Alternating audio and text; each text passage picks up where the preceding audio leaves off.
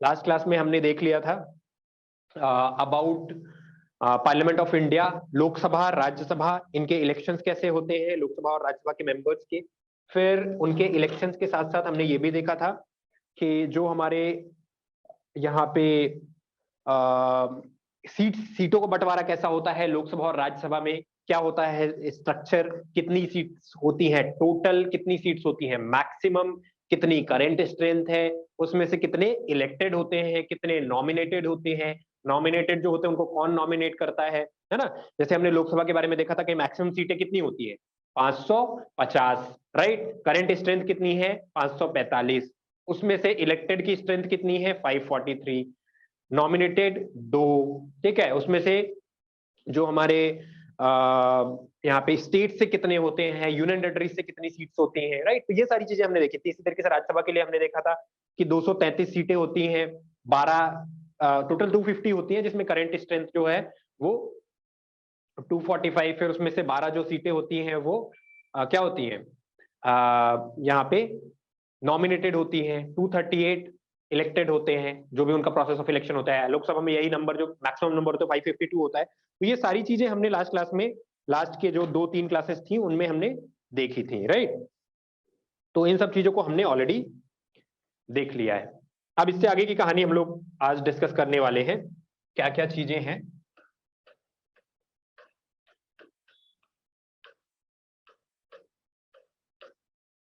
से आगे की कहानी आज हम लोग डिस्कस करेंगे, राइट। अच्छा, पार्लियामेंट की नई बिल्डिंग बन रही है, इसके बारे में मैंने आपको बताया था। जो सेंट्रल विस्टा प्रोजेक्ट है इंडिया का, इंडियन गवर्नमेंट का, जिसके तहत पार्लियामेंट की हमारी नई बिल्डिंग बनाई जा रही है। जो पुरानी बिल्डिंग है जो अंग्रेजों के जमाने से चली आ रही है, जो सर्कुलर इन मैनर है, उसको हम लोग क्या करेंगे, उसको चेंज करके और नई बिल्डिंग में शिफ्ट होने जा रहे हैं, ठीक है। तो उसका काम शुरू भी हो चुका है, जो कि कुछ दिनों के बाद, या कुछ महीने भी नहीं, कुछ साल लग जाएंगे इनफैक्ट, उसके बाद वो काम कंप्लीट हो जाएगा। और once the work is completed, तो उसके बाद जो सारा कामकाज है वो नई बिल्डिंग में शिफ्ट हो जाएगा, है ना। तो ये सारी चीजें हमने देख ली हैं। अच्छा, फिर हमने स्पीकर और जो स्पीकर ऑफ द लोकसभा, ठीक है, या फिर जो deputy speaker of the Lok Sabha है, उनके बारे में भी हमने देखा था क्या क्या चीजें होती हैं, कैसे होती हैं, राइट। फिर हमने ये देखा था कि जो वाइस प्रेसिडेंट ऑफ इंडिया होते हैं वो राज्यसभा के स्पीकर होते हैं, और क्या फंक्शंस होते हैं, कैसे वाइस प्रेसिडेंट एक्ट करता है, राइट। तो ये सारी चीजें भी हमने यहाँ पे लास्ट के लेक्चर्स में देखी थी। अब उससे आगे का जो पार्ट है वो हम लोग आज देखने वाले हैं, राइट, कि कौन कौन से डिप्टी स्पीकर के बारे में हमने बात कर ली थी। अब हम बात करेंगे कि राज्यसभा, लोकसभा के तो हमने चेयरमैन या स्पीकर जिसको बोलते हैं, बेसिकली लोकसभा और राज्यसभा में डिफरेंस ये होता है कि जो हेड करते हैं मीटिंग को, उनको उनके नाम थोड़े से अलग अलग होते हैं। लोकसभा में हम बोलते हैं, लोकसभा में हम बोलते हैं स्पीकर एंड डिप्टी स्पीकर,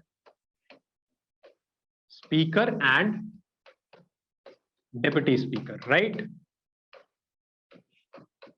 और राज्यसभा में यही जो पदवियां होती हैं ये चेंज होकर के क्या हो जाती है, chairman and vice chairman,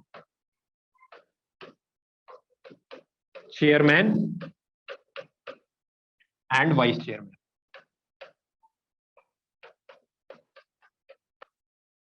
vice chairman, right. तो ये चेंजेस होते हैं। अच्छा, अब ऊपर वाले जो दोनों हैं उनका इलेक्शन कैसे होता है, उनके क्या क्या फंक्शंस होते हैं, ये हमने देख लिया था। जो नीचे वाले हैं चेयरमैन और वाइस चेयरमैन ऑफ राज्यसभा, तो राज्यसभा का जो चेयरमैन होता है वो कौन होता है, who is the chairman of the Rajya Sabha, the vice president of the country, right. So vice president of the country is the chairman of the Rajya Sabha, right. यहां से हम इसको देख सकते हैं, this person is the vice president of the country.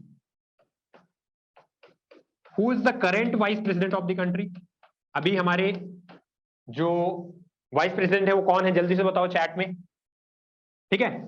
Vice president of India, who is the current vice president of India? कौन है अभी के करंट वाइस प्रेसिडेंट हमारे देश के? जल्दी से बताओ चैट में, ये सब जवाब आने चाहिए। Who is the current vice president of India? जल्दी बताओ।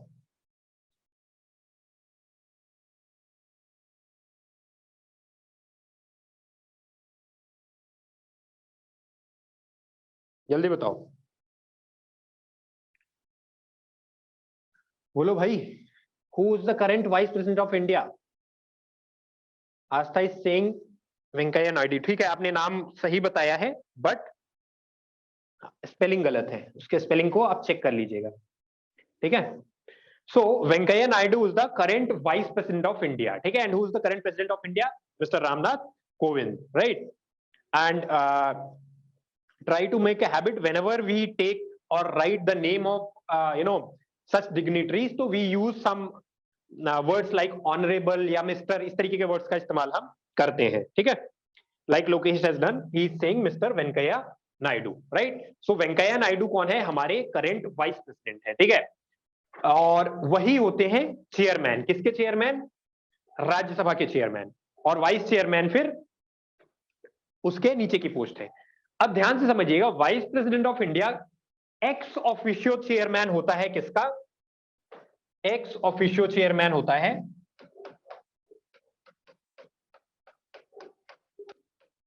Of the Rajya Sabha. यानी कि इसका मतलब यह हुआ कि वाइस प्रेसिडेंट ऑफ इंडिया ही होगा राज्यसभा का चेयरमैन, या राज्यसभा का chairman vice president of India ही होगा। दोनों सिमिलर स्टेटमेंट है, लेकिन थोड़ा सा अलग है, डिफरेंस समझिएगा। यही बंदा जो इस कुर्सी पे बैठेगा वही चेयरमैन होगा राज्यसभा का, या जो चेयरमैन होगा राज्यसभा का वो इस कुर्सी पे बैठा हुआ बंदा ही होगा, कोई और यहाँ पे नहीं हो सकता है। और इसको चुने जाने के लिए यहाँ पे कोई जरूरत नहीं है। जैसे स्पीकर ऑफ द लोकसभा के लिए क्या था, यहाँ पे एक इलेक्शन होता है, वोटिंग होती है, राइट। जो चुने हुए मेंबर्स हैं, members of Lok Sabha, members of Lok Sabha जो होते हैं वो क्या करते हैं? वो वोटिंग करते हैं, राइट। वो वोटिंग करते हैं। उनके वोटिंग से जिसको मैक्सिमम वोट बनेगा वो मिलेगा, वो क्या बन जाता है? स्पीकर बन जाता है। यहाँ पे क्या है? कोई वोटिंग नहीं होती है। यहाँ पे वाइस प्रेसिडेंट ऑफ इंडिया का एक बार चुनाव हो गया, जो बंदा या जो इंसान वाइस प्रेसिडेंट ऑफ इंडिया की कुर्सी पे बैठ गया वही बाय डिफॉल्ट क्या हो जाएगा? चेयरमैन बन जाएगा। किसका? राज्यसभा का। उसके लिए कोई अलग से इलेक्शन की जरूरत नहीं है। इतनी बात समझ में आई? अच्छा, अब जो वाइस प्रेसिडेंट ऑफ इंडिया होता है या जो चेयरमैन होता है देश मतलब राज्यसभा का, वो क्या करता है? राज्यसभा की जो प्रोसीडिंग्स होंगी उनको हेड करेगा। जो भी वहां पे जैसी चीजें लोकसभा में होती है वैसी चीजें राज्यसभा में भी होती हैं, ठीक है। राज्यसभा में भी 250 सांसद बैठेंगे या 245 सांसद बैठेंगे। वो सांसद बैठेंगे, फिर वो चर्चा करेंगे, कोई सवाल करेगा, फिर जो मिनिस्टर्स होते हैं वो जवाब देते हैं, या फिर अपना जो भी है पक्ष प्रतिपक्ष वो अपना रखते हैं, ठीक है, आरोप लगाएंगे। तो वो सारी जो सुनवाई होती है, कार्रवाई होती है, सब कुछ होता है वहां पे। तो जो इंसान वहां पे हेड कर रहा होगा वो कौन होगा? Vice president of India. अच्छा, अब इस पूरे प्रोसेस में जो स्पीकर ऑफ द लोकसभा होता है और वाइस प्रेसिडेंट ऑफ इंडिया होता है, उसके पावर्स ऑलमोस्ट सिमिलर होते हैं। क्या होते हैं? पावर्स ऑलमोस्ट सिमिलर होते हैं, एक्सेप्ट टू थिंग्स, ठीक है। सिर्फ दो चीजें ऐसी होती हैं जहां पे वाइस प्रेसिडेंट ऑफ इंडिया और लोकसभा का स्पीकर, इन दोनों की पावर्स मैच नहीं करती है, ठीक है। वो दो चीजें कौन सी होती हैं? ध्यान से समझने की कोशिश करते हैं, ध्यान से समझने की कोशिश करते हैं। पहली पावर तो ये है जो किसको मिल रखी है? हमारे लोकसभा के स्पीकर को मिल रखी है, but vice president of India को नहीं मिल रखी है। वो ये है कि कोई भी बिल मनी बिल है या नहीं है, ध्यान से समझिएगा। जब हम किसी चीज के लिए कोई एक्ट बनाते हैं, लेट अस से कि अभी ट्रिपल तलाक का कानून आया आज से 2 साल 3 साल पहले, ठीक है। फिर उसके बाद भी अभी धारा 370 जब हटी थी 2019 में, तो उसके लिए एक कानून आया। तो जब भी हम कोई नया बदलाव लाते हैं, जब भी हम कोई नई चीज हमारे कॉन्स्टिट्यूशन में ऐड करते हैं या फिर हमारे कानून व्यवस्था में ऐड करते हैं या चेंज करते हैं या हटाते हैं, तो उसके लिए हमें क्या करना होता है कि हम एक बिल लेकर के आते हैं। वो बिल फिर क्या होता है? एक्ट में कन्वर्ट होता है, अगर वो बिल पास हो जाता है तो। ठीक है, तभी वो नियम कानून रूल रेगुलेशन लागू हो पाता है पूरे देश भर में। तो बिल जो है वो मनी बिल होगा या नहीं होगा, वो फाइनेंशियल मैटर से रिलेटेड बिल होगा या नहीं होगा, इसका डिसीजन किसके पास लेने का अधिकार होता है? लोकसभा के स्पीकर के पास। ठीक है, तो लोकसभा का स्पीकर डिसाइड करता है कि कोई भी बिल मनी बिल है या फिर नहीं है। ठीक है, और Lok Sabha speaker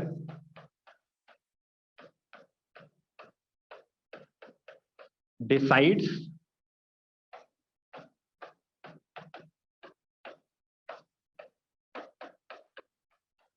whether a bill is money bill or not,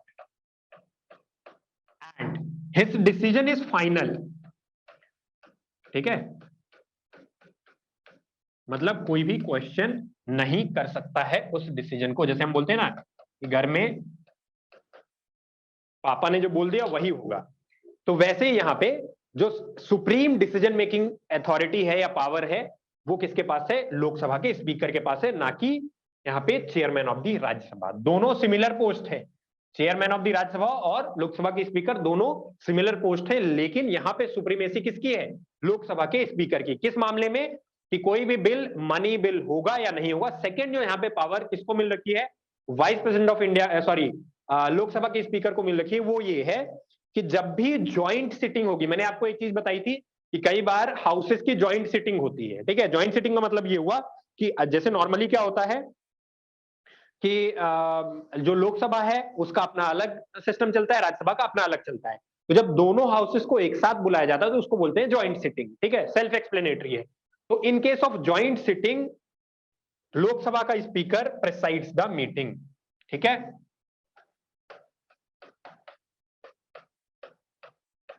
in case of joint sitting of both the houses,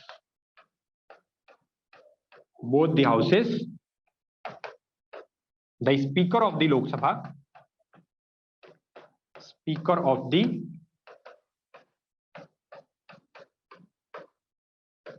Lok Sabha presides the meeting, right?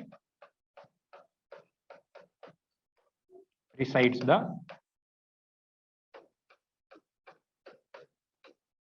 Meeting, right? तो ये चीजें समझ में आई दोनों। अगर दोनों हाउसेस की ज्वाइंट मीटिंग हो रही है तो उस केस में जो स्पीकर ऑफ द लोकसभा होगा वो उस मीटिंग को क्या करेगा? प्रिसाइड करेगा, यानी वही उस मीटिंग को लीड करेगा, हेड करेगा। ठीक है, स्पीकर ऑफ द लोकसभा, ना कि चेयरमैन ऑफ द राज्यसभा। ठीक है, तो ये समझ में आया? यहां तक क्लियर है सभी को? समझ में आ रहा है सबको? बताओ भाई। और पहली चीज तो सब लोग अपने अपने आपको एक एक थप्पड़ मार लो। किसको छोड़ के? यहाँ पे दो लोगों को छोड़ के, एक आस्था जायसवाल, एक तीन लोगों को छोड़ के, मोहित तिवारी, आस्था जायसवाल और लोकेश। क्यों थप्पड़ मारना चाहिए आप लोगों को? क्योंकि आप लोगों को देश के वाइस प्रेसिडेंट का नाम नहीं पता है, and you should be very very shameful for the same. अगर आपको अपने देश के वाइस प्रेसिडेंट का नाम नहीं पता है, या प्रेसिडेंट का नाम नहीं पता है, या फिर प्राइम मिनिस्टर का नाम नहीं पता है, तो आपको शर्म आनी चाहिए। मैं ये सच एकदम सीरियस बात बोल रहा हूं। अगर आपको इस बात के लिए शर्म नहीं आ रही है ना, तो आप बिल्कुल ही मतलब फिर आप समझ लो कि आपकी इस पढ़ाई लिखाई का कोई मतलब नहीं है। चाहे आप इवन अगर आप 5th क्लास में भी हो ना, 6th क्लास में भी हो, जिस किसी भी, पहली चीज तो आप ये समझिए कि vice president of India, president of India, prime minister of India, CM of your state, इन सब लोगों के बारे में जानकारी रखने के लिए क्लास की जरूरत नहीं होती है। ठीक है, कि मैं 10th क्लास में पहुंच जाऊंगा तभी मुझे ये सब चीजें आनी चाहिए, या मैं 8th क्लास में पहुंच जाऊंगा तब, नहीं, ऐसा कुछ नहीं है। आप अगर इवन 10 ईयर्स के भी हो, 8 ईयर्स के भी हो, तब भी आपको ये सारी चीजें आनी चाहिए। और मुझे ऐसा लग रहा है कि जितने भी लोग यहाँ पे प्रेजेंट हैं तो एटलीस्ट 10 ईयर्स तो सबने एज क्रॉस कर ली है। ठीक है, तो ये चीजें हैं, है ना? क्लियर? समझ में आ रही बात? याद रखना, अब से भूलना मत। जिन जिन ने भी नहीं बताया या फिर गलत बताया है, गलत तो खैर किसी ने नहीं बताया है।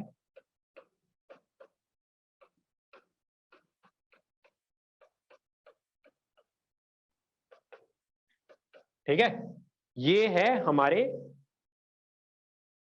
कौन, vice president of India mister Venkaiah Naidu, right, इनका नाम याद रखना। और ये करंट है, अभी है, फिर इसके बाद जब इनका कार्यकाल खत्म हो जाएगा तो कोई और आएगा। तो ये हमेशा आपको याद रहना चाहिए, हमेशा आपको पता होना चाहिए कि कौन है और कौन नहीं है। ठीक है, तो ये हमारा हुआ राज्यसभा का, जिसमें कौन होता है, चेयरमैन होता है और वाइस चेयरमैन होता है। ठीक है, तो जो वाइस प्रेसिडेंट की फंक्शन है, ड्यूटीज है, वो ऑलमोस्ट सिमिलर होती है किसके जैसे, स्पीकर ऑफ द लोकसभा की। इसको आप ऐसे कर सकते हैं कि vice president of India has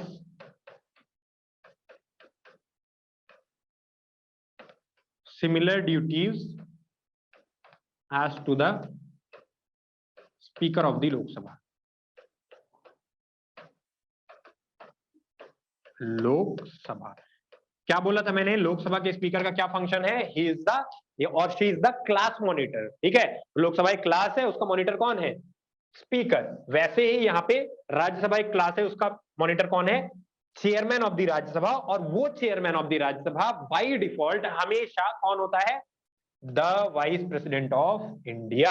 हमेशा कौन होगा, राज्यसभा का चेयरमैन हमेशा कौन होगा, the vice president of India. Clear है, क्लियर है यहां तक, बताओ भाई, जवाब दो जवाब दो। ठीक है, चलो बढ़ते हैं आगे।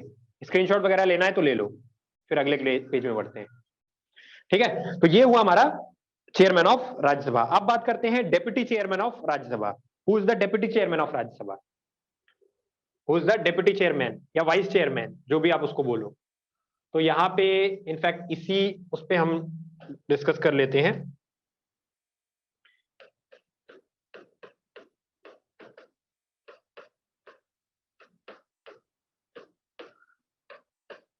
Deputy chairman of the Rajya Sabha. अच्छा, इनको हिंदी में क्या बोलते हैं, सभापति या अध्यक्ष, राइट। आपने देखा होगा कई बार जब हियरिंग यहाँ पे कार्यवाही होती है पार्लियामेंट में, तो बोलते रहते हैं अध्यक्ष महोदय, अध्यक्ष महोदय हमने ये कर दिया, इन्होंने ये कर दिया। तो जो भी उनके सवाल जवाब का तरीका होता है, बातचीत करने का तरीका होता है।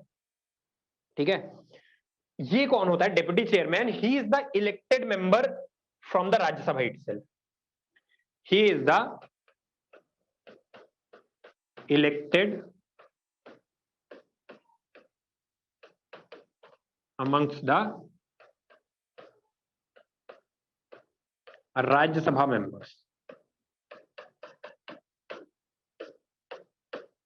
ठीक है, तो जो राज्यसभा के मेंबर होते हैं वो आपस में खुद में ही एक बंदे को इलेक्ट कर लेते हैं या एक मेंबर को इलेक्ट कर लेते हैं, जो कि क्या बनता है, राज्यसभा का वाइस या डेप्यूटी चेयरमैन बनता है। ठीक है, तो ये हुआ डेप्यूटी चेयरमैन। ठीक है, अच्छा, अब राज्यसभा के डिप्टी चेयरमैन का एक्शन में कब आना होता है, ये एक्शन में तब आते हैं when he comes in action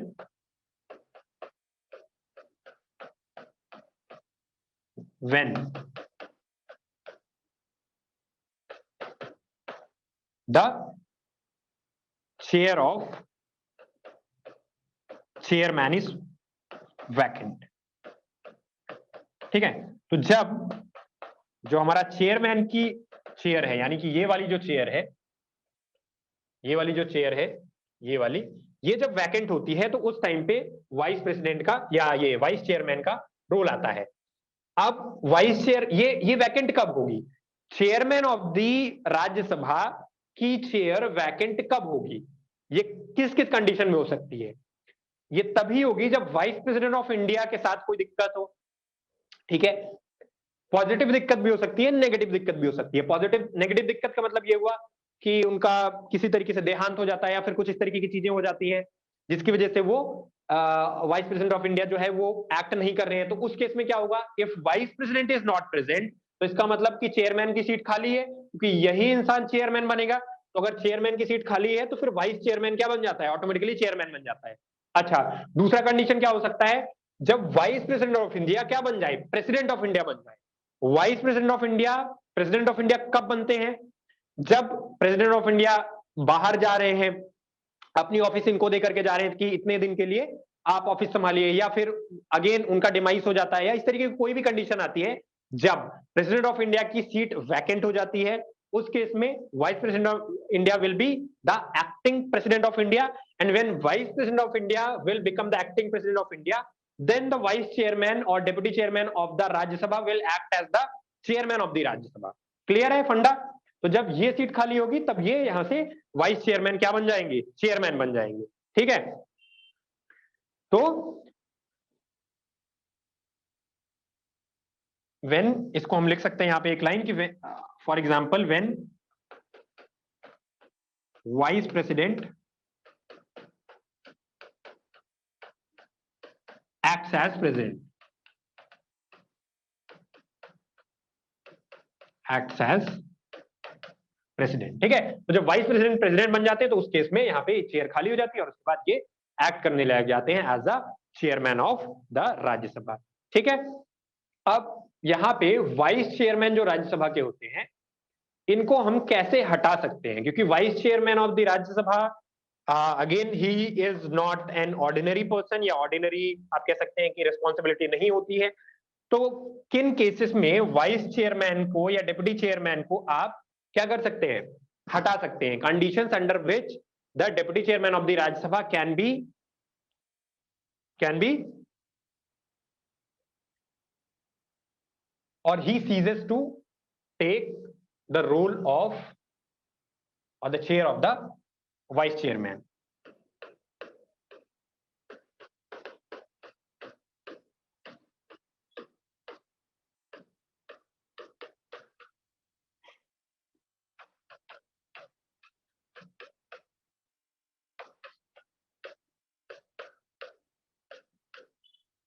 vice chairman of the Rajya Sabha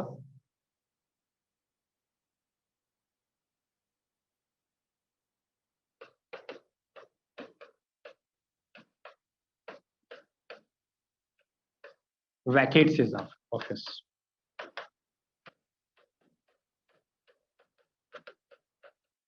वो कौन कौन सी कंडीशंस हैं जिसके अंडर वाइस चेयरमैन जो है अपनी ऑफिस को छोड़ सकता है, या फिर अपनी ऑफिस या उसके जो भी अधिकार हैं वो अधिकार एक तरीके से देखा जाए तो छिन जाते हैं। तो वो कौन कौन सी कंडीशन है, पहली कंडीशन ये है कि वो कौन होगा, जो एक चीज यहाँ पे ये समझिए, टेक्निकल एक डिफरेंस समझिए कि चेयरमैन ऑफ द राज्यसभा और vice chairman of the Rajya Sabha में, कि जो चेयरमैन ऑफ द राज्यसभा है who is also the vice president of India, he is not the member of the Rajya Sabha. Vice president of India जो है वो मेंबर ऑफ द राज्यसभा नहीं है, वो वाइस प्रेसिडेंट ऑफ इंडिया है। बट यहाँ पे जो हमारे जो वाइस चेयरमैन होगा वो मेंबर ऑफ द राज्यसभा होगा, राइट, या डेप्यूटी चेयरमैन होगा वो मेंबर ऑफ द राज्यसभा होगा, उन्हीं में से कोई एक होगा, उन्हीं में से कोई एक होगा। तो पहला तो कंडीशन ये है कि अगर वो मेंबर ऑफ द राज्यसभा ही नहीं बचा, ठीक है,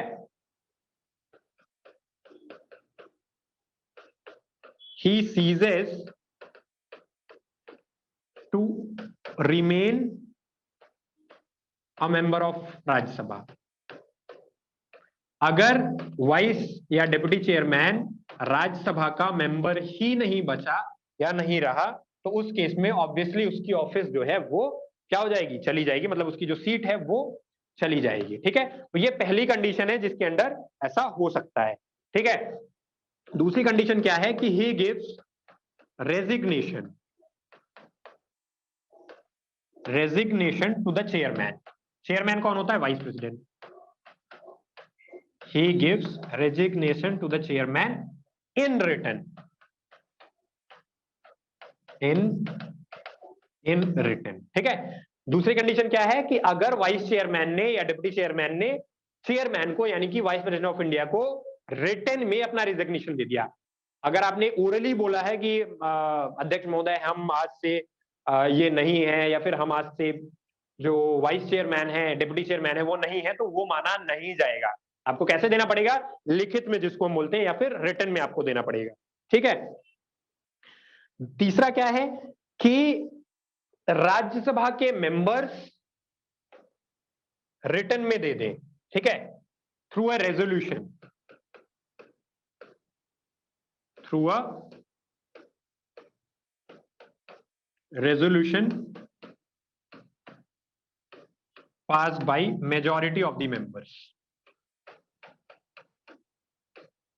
majority of the members। मतलब इसका कहने का मतलब ये हुआ कि अगर राज्यसभा के जो मेंबर्स हैं उनमें से ज्यादातर लोगों ने एक रेजोल्यूशन पास कर दिया कि नहीं, ये जो इंसान है इसको अब वाइस चेयरमैन या डिप्टी चेयरमैन नहीं रहना चाहिए, कोई ना कोई रीजन देना होगा कि इन्होंने ये गलत काम किया है, या फिर इनके अगेंस्ट ये केस है, या फिर इन्होंने ये फैसला गलत है, जो भी है, तो उसके बेसिस पे, उसके आधार पे अब इनको वाइस चेयरमैन या डिप्टी चेयरमैन नहीं रहना चाहिए।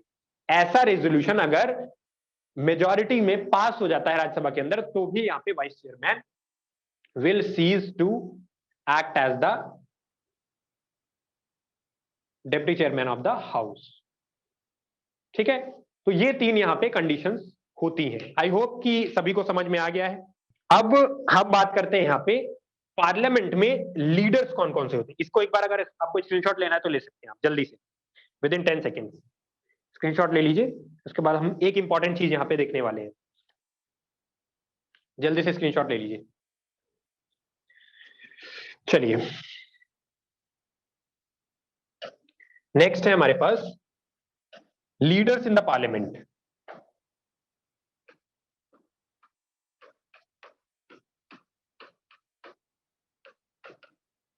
Leaders in the parliament. आप बोलेंगे कि सर पार्लियामेंट में तो सारे लीडर्स ही होते हैं। सारे लीडर्स नहीं होते, सारे होते हैं पॉलिटिशियंस, उनमें से कुछ होते हैं लीडर्स। ठीक है, तो अब ये जो लीडर्स होते हैं, लीडर का मतलब ये हुआ कि एक स्पेसिफिक पोस्ट हो गई। ठीक है, तो इसमें प्राइमरली जैसे एक पहला पोस्ट एक होता है लीडर ऑफ द हाउस। पहला एक पोस्ट होता है leader of the house. So the first one is leader of the house. Leader of the house. ठीक है, leader of the house normally वो बंदा होता है, इनफैक्ट वही बंदा होता है जो सरकार का नुमाइंदा, मतलब सरकार की तरफ से हो, यानी कि जो मेजॉरिटी में है उसकी तरफ से हो, उसको बोलते हैं leader of the house. Right, तो मोस्ट ऑफ द केसेस ये लीडर ऑफ द हाउस कौन होता है? Prime minister of India. ठीक है, ही is the prime minister of India. Who is this person? This person is the Prime Minister of India.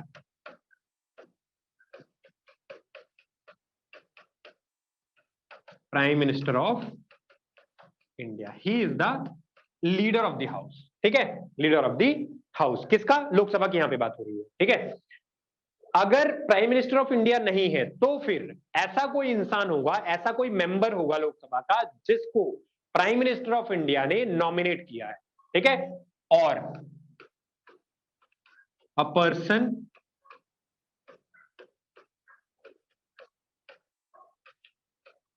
nominated by the Prime Minister of India.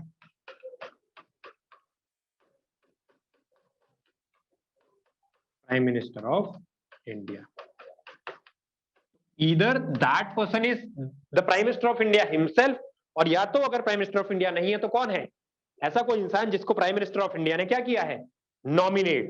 ठीक है, so leader of the house is, मतलब एक तरीके से देखा जाए तो he is a very important functionary। ठीक है, if you look at him, he is a very important functionary, very important functionary। उसका रीजन ये होता है कि या तो directly leader of the house जो है ऐसे काम करता है जो कि बहुत इंपॉर्टेंट होते हैं पार्लियामेंट के पॉइंट ऑफ व्यू से, हाउस के पॉइंट ऑफ व्यू से, और या तो वो ऐसे कामों को इन्फ्लुएंस करता है, ऐसे डिसीजंस को इन्फ्लुएंस करता है जब भी कोई लॉ पास होता है या कुछ भी ऐसा होता है। तो ओवरऑल आप ये समझिए कि बहुत ही एक ताकतवर पोस्ट है लीडर ऑफ द हाउस की, ठीक है। तो इसलिए बहुत ही इंपॉर्टेंट पोस्ट ये माना जाता है। तो नॉर्मली जो लीडर ऑफ द हाउस है वो कौन होता है? भारत देश का प्रधानमंत्री, ठीक है, लोकसभा में, ठीक है, अगर लोकसभा का मेंबर है वो, ठीक है, क्लियर? अच्छा,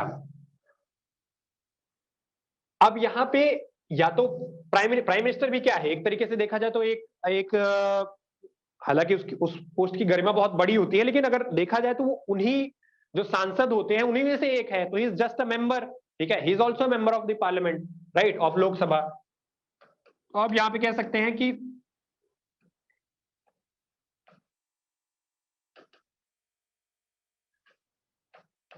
कोई और मेंबर भी यहाँ पे पार्लियामेंट में यानी लोकसभा में, बेसिकली लोकसभा का कोई और मेंबर है वो भी यहाँ पे एक्ट कर सकता है as the leader of the house, ठीक है। So the prime minister of India, mostly in most of the cases prime minister of India यहाँ पे इस फंक्शन को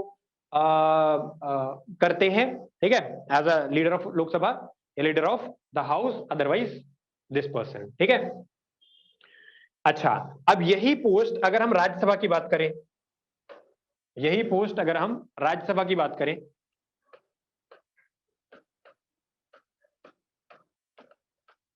ये अभी हम किसकी बात कर रहे थे? ये हम बात कर रहे थे लोकसभा की, ये कहानी थी अभी यहाँ पे लोकसभा की।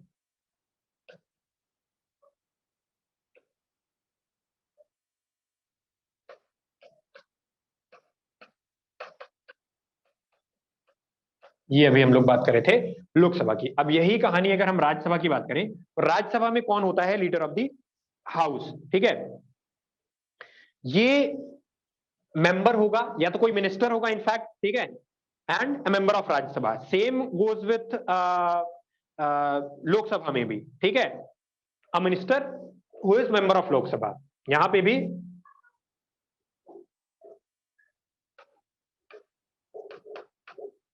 Minister who is a member of Lok Sabha, a minister who is a member of Lok Sabha, यहां पे भी क्या है? A minister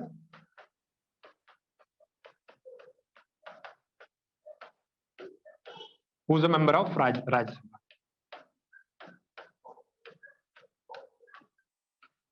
member of,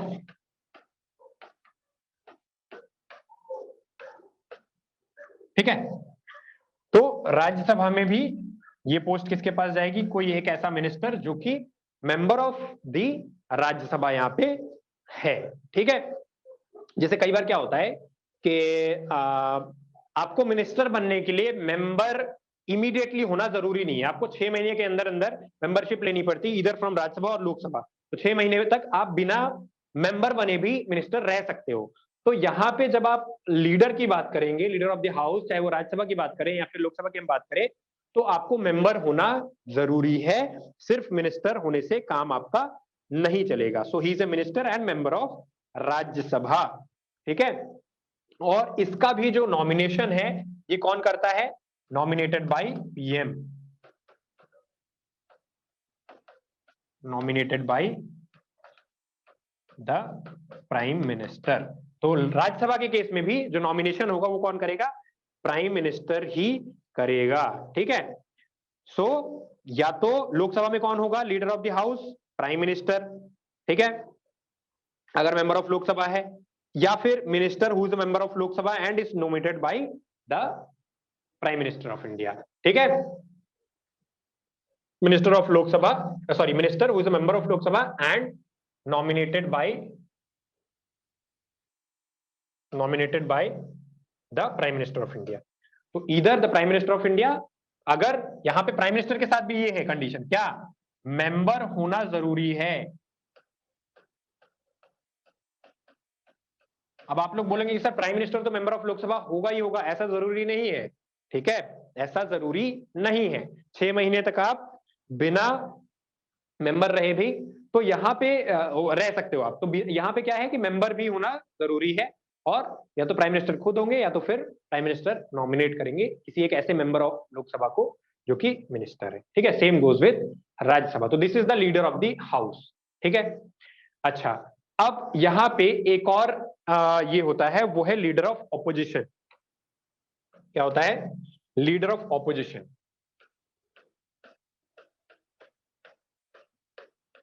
leader of opposition, विपक्ष का नेता। ठीक है, लीडर ऑफ दी ऑपोजिशन। तो लीडर ऑफ दी ऑपोजिशन कौन होता है? कोई ऐसा जिसको पता हो? Who is the leader of opposition? बताओ, आप लोग भी कुछ जवाब दो। Who is the leader of the opposition? बताइए, who is the leader of the opposition? Sir, the team of BJP can change their leader to anyone else from their team. Change their leader to anyone else. हाँ, they can, yes. अभी मैंने बताया ना कि या तो PM होंगे या तो फिर किसी मेंबर को वो नॉमिनेट कर सकते हैं। बताओ भाई, who is elected by opposition party as leader? ठीक है, आप इसको कह सकते हैं। ठीक है, अब इसमें कई सारे क्लॉजेस होते हैं जो ऐसी पार्टी जिसके मैक्सिमम नंबर से अमंग्स द ऑपोजिशन। ठीक है, so party with, normally party with maximum members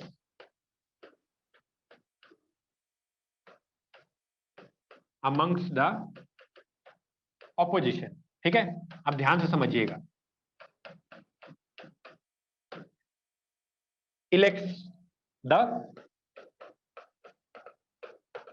leader of opposition. ठीक है, ध्यान से समझिएगा। जैसे मान लीजिए कि भारतीय जनता पार्टी ने सरकार बना दी, अभी जो करंट हमारी सिचुएशन चल रही है लोकसभा में, तो भारतीय जनता पार्टी ने और उनके अलायंस ने मिलाकर सरकार बना लिया, तो उनका अपना 300 सवा 300 जितनी भी सीट्स हैं उनको हटा दीजिए। बची हुई जो सीट्स हैं उनमें से जो जिस पार्टी को हाईएस्ट नंबर ऑफ सीट्स मिल रही है, नॉर्मली हम क्या करते हैं कि वो पार्टी अपने आप में किसी एक को चुनती है और उसको हम लीडर ऑफ ऑपोजिशन मान लेते हैं। ठीक है, या बना देते हैं। लेकिन इसमें एक क्लॉज ये भी रहता है कि वो पार्टी ओवरऑल 10% सीट्स कम से कम लेकर के आनी चाहिए। At least 10% of the seats in Lok Sabha. ठीक है, मतलब कहने का कि लोकसभा में इस समय कितनी सीट्स है? 550। ठीक है, तो मतलब ये जो आंकड़ा आता है ये 55 सीट्स पे आता है, 55 सीट्स। ठीक है, अगर आपकी पार्टी के 55 सीट्स आ रही हैं कम से कम, तो ही आपकी पार्टी से कोई लीडर ऑफ ऑपोजिशन एक सुनियोजित तरीके से बन सकता है। अगर ग्रेटेस्ट नंबर ऑफ सीट्स जो हैं किसी पार्टी की ऑपोजिशन में रहते हुए 55 से कम आती है, तो फिर उस पार्टी का मेंबर लीडर ऑफ ऑपोजिशन नहीं बन सकता है। वो कोई clear cut leader of opposition नहीं होता है, मतलब आप कह सकते हैं कि ऑफिशियल लीडर ऑफ ऑपोजिशन नहीं होगा। अच्छा, उसमें भी जो लीडर ऑफ ऑपोजिशन बनता है कोई, तो चेयरमैन जो होता है, स्पीकर ऑफ द लोकसभा है, उसका डिसीजन भी या उसका भी हम कह सकते हैं कि यहाँ पे आपको ये लेना पड़ता है। ठीक है, तो 10% सीट्स मिनिमम होना जरूरी है। अगर 10%, ये लास्ट वाले चुनाव में अभी ये सिचुएशन आई जब कांग्रेस पार्टी की जो सीट्स थी वो कितनी थी? 44 सीट्स थी। Only 44 seats they got, right. 44 seats आई थी पूरे देश भर में, राइट। और इन 44 सीट तो 55 से कम है, यानी 10% सीट से कम इनकी सीट्स आई। तो अगर 10% सीट से कम सीट्स आ रही है तो इसका मतलब कि आपकी पार्टी का कोई लीडर जो है वो ऑफिशियली लीडर ऑफ ऑपोजिशन, उसको रिकॉग्निशन नहीं मिलता है। क्लियर है? तो this is the leader of the opposition. ठीक है, चलो, तो ये चीज मेरे ख्याल से समझ में आ गई होगी। अच्छा, इसमें एक और लॉजिक है यहाँ पे कि जो लीडर ऑफ द ऑपोजिशन होगा कोई, तो ये जो 10% सीट्स का लॉजिक है ना, ये एक सिंगल पार्टी का आना चाहिए। ऐसा नहीं है कि 2-4 पार्टियां अलायंस बना करके बोलने की हमारी 10% 55 सीट्स, तो ऐसा तो हो ही जाएगा। ठीक है, seats in Lok Sabha of a या यहाँ पे ये लिख सकते हैं कि these 10% seats which is 55 in number shall be of one party only and not an alliance। ऐसा नहीं है कि आपने 2-4 पार्टियों को मिला के 55 का नंबर प्राप्त कर लिया जैसे कि इस बार हुआ था, तो ऐसा नहीं कर सकते आप। कांग्रेस पार्टी अगर चाहती तो 2-4 अलायंस लगा करके मिला करके पार्टियों को और वो 55 को क्रॉस कर जाती, लेकिन ऐसा नहीं हुआ क्योंकि उसकी अकेले की जो सीट्स थी वो कितनी थी, 44 थी, तो इसलिए लीडर ऑफ अपोजिशन वहां से एक ऑफिशियल लीडर ऑफ अपोजिशन कोई भी नहीं बन पाया। राइट, तो आई होप ये वाला कॉन्सेप्ट आपको समझ में आया। लीडर ऑफ द हाउस कौन होता है? Prime minister of India if he is the member of Lok Sabha, और any minister who is a member of Lok Sabha and nominated by the prime minister of India. Similarly Rajya Sabha में a minister who is member of Rajya Sabha and nominated by the Prime Minister of India। Opposition में कौन जाएगा? Party with maximum members amongst the opposition elects the leader of opposition, सबसे ज्यादा number of members जिसके होंगे, और ये भी कंडीशन है कि एटलीस्ट उसकी 10% सीट्स आनी चाहिए, यानी मिनिमम 55 सीट्स उसकी लोकसभा में आनी चाहिए, अदरवाइज वो मेंबर को मतलब इनफैक्ट लीडर को इलेक्ट नहीं कर सकती है। आ रही बात समझ में? जैसे अभी लास्ट बार क्या हुआ कि कांग्रेस पार्टी की, जैसे मैंने आपको बताया कि 44 सीट्स आई थी, ठीक है, 55 से कम है, तो मेजॉरिटी पार्टी जो थी उन्होंने लीडर ऑफ ऑपोजिशन किसी भी पार्टी को नहीं दिया, ठीक है। तो अगर ऐसा सिचुएशन बनती है जैसे कि लास्ट टाइम बनी, तो इस केस में क्या होता है कि जो स्पीकर ऑफ द लोकसभा है ना, ही इज द डिसाइडर और डिसाइडिंग पर्सन, ठीक है। In this case what happens कि speaker of the Lok Sabha is the deciding person. Lok Sabha then takes the final decision about the final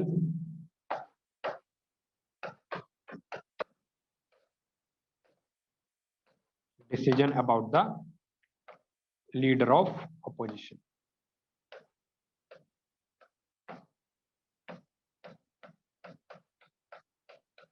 जब ऐसी सिचुएशन आती है तो फिर स्पीकर ऑफ द लोकसभा के पास ये हक होता है कि आप डिसाइड कर लो कि क्या करना है इस केस में, ठीक है। So in this case final decision होता है हमारे स्पीकर ऑफ द लोकसभा के पास। राइट, आई होप कि चीजें क्लियर हैं आपको। स्क्रीनशॉट लेना है इसका तो आप ले सकते हैं। If you want to have screenshot then just take it. बताओ कोई दिक्कत यहाँ पे किसी को? कुछ सवाल कुछ पूछना है? राज तिलक, पूर्वी, कुशाग्र, सुषमा, आस्था, लोकेश, प्रीतम, एनीवन? ठीक है, नो प्रॉब्लम। तो this is how the things are done in the house, ठीक है। ये सारी चीजें आप लोगों को मालूम होनी चाहिए, और धीरे धीरे अगर नहीं मालूम है तो मालूम करो, क्लास से मालूम करो, बाहर से मालूम करो, जहां कहीं से मर्जी है। और अगर आप कह रहे हो कि सर इंटरेस्ट नहीं आ रहा है, तो इंटरेस्ट को लेकर के आओ, है ना, क्योंकि यही वो सब चीजें हैं जो आने वाले टाइम पे आप लोग पढ़ोगे आगे आगे चल करके।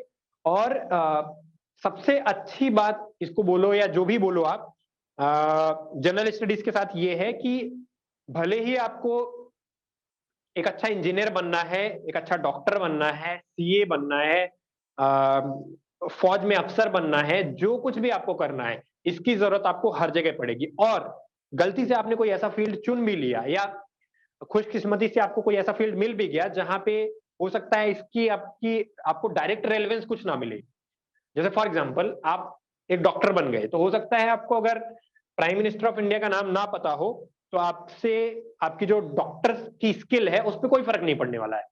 आपको अगर किसी इंसान को ऑपरेशन करना है तो आपसे ये नहीं पूछा जाएगा कि पहले नाम बताओ स्पीकर ऑफ द लोकसभा का, तभी हम ऑपरेशन करने देंगे, ऐसा कुछ नहीं होगा।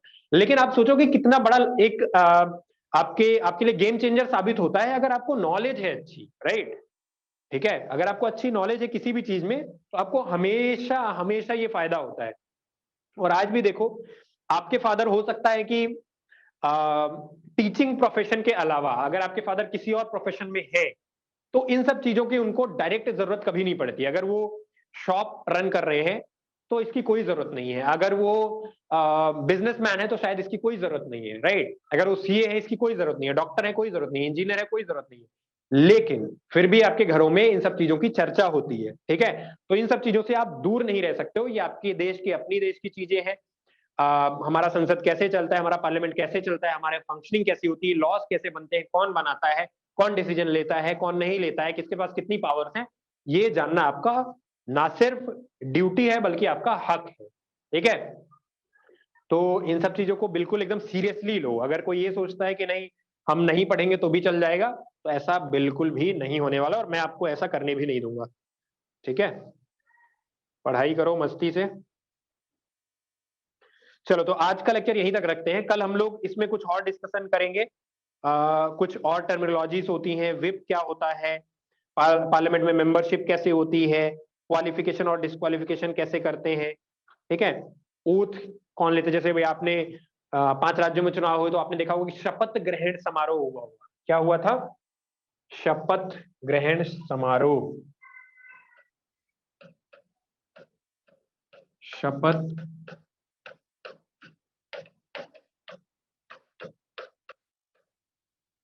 ग्रहण समारोह, ठीक है। तो इसमें आपने देखा होगा कि एक राज्यपाल होते हैं और फिर उनके सामने वो बोलते हैं, ओथ दिलवाते हैं, फिर बाकी मेंबर्स ओथ लेते हैं। तो ये चीजें लोकसभा और राज्यसभा में भी होती हैं, उनको हम लोग देखेंगे डिटेल में कैसे कैसे होती हैं। तो आज के लिए इतना ही। तो बताओ आप लोग बाकी कैसे हो। Happy new year. आज हमारा जो awesome cluster, you are best sir, thank you so much Lokesh. आज हमारा क्या है? हिंदूज का न्यू ईयर। आज हमारा हिंदू न्यू ईयर का पहला दिन है, ठीक है। तो आप सभी को बहुत बहुत बधाई हो। A very happy new year to all of you, ठीक है। आज से हमारा हिंदूज का न्यू ईयर शुरू होता है, क्योंकि जो हम 1 जनवरी को मनाते हैं वो हमारा अपना नहीं है, ठीक है।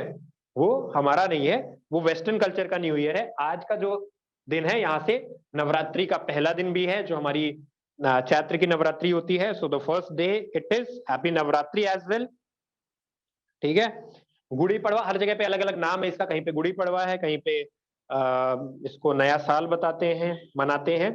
सो whatever it is, a very happy festive day to all of you, ठीक है। Happy Navratri as well. खूब मजे करो, एंजॉय करो। कल संडे है वैसे, ठीक है। कल भी क्लास होगी हाउएवर, ठीक है। आपको नोटिफिकेशन वगैरह मिल जाएगा क्लासेस का। सुबक्षा, यस। ये एक ऐसा त्योहार है, जैसे मकर संक्रांति होती है ना 14 जनवरी के आसपास, तो वो भी ऑल ओवर इंडिया अलग अलग नाम से मनाई जाती है। वैसे ही ये एक ऐसा त्योहार है जो पूरे देश भर में अलग अलग रीजन में अलग अलग नामों से इसको हम सेलिब्रेट करते हैं। Does not matter, celebration is important. So it is you can say a festive day for all of us, ठीक है। चलो, तो मिलते हैं कल, ठीक है। कल फिर से मिलते हैं सेम टाइम पे, रात में 8 बजे। इसके आगे का पार्ट देखेंगे और अच्छे से पढ़ेंगे। बाय बाय, गुड इवनिंग, जय हिंद, गुड नाइट।